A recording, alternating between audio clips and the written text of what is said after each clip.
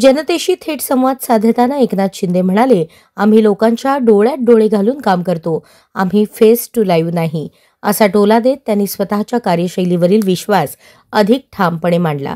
शिंदेंच्या या वक्तव्यामुळे सभेत उपस्थित कार्यकर्त्यांनीही उत्स्फूर्त प्रतिसाद दिला. अक्कलकोटच्या पवित्र भूमीचा उल्लेख करत शिंदे पुढे म्हणाले, स्वामी समर्थांनी सांगितलं होतं, आळशी लोकांचे तोंड पाहू नका. स्वामींचा आशीर्वाद अक्कलकोटच्या जनतेच्या पाठीशी आहे असे सांगत त्यांनी आपला दौरा आध्यात्मिक संदेशाने संपवला. त्यांच्या या भाषणाने राजकीय वातावरणात पुन्हा एकदा चर्चांना उधाण आलं आहे.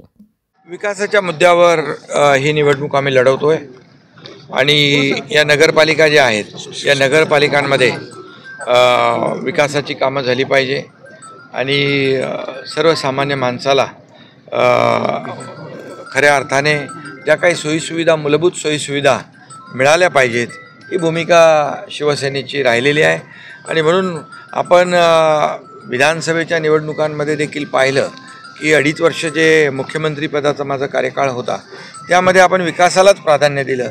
लोकाभिमुख कल्याणकारी योजना जशी लाडकी बहीण योजना असेल, इतर योजना असतील, या सर्व योजना आणि विकास यांची सांगड घातली आणि त्यामुळे प्रचंड असं बहुमत मिळालं.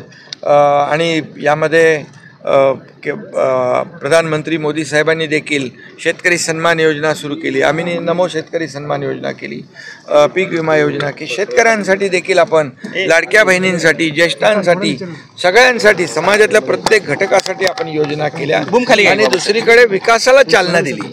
आणि म्हणून विकास आणि लोकाभिमुख कल्याणकारी योजनांची सांगड घातल्यामुळे लँडस्लाईड विक्ट्री विधानसभेच्या निवडणुकीत आम्हाला मिळाली.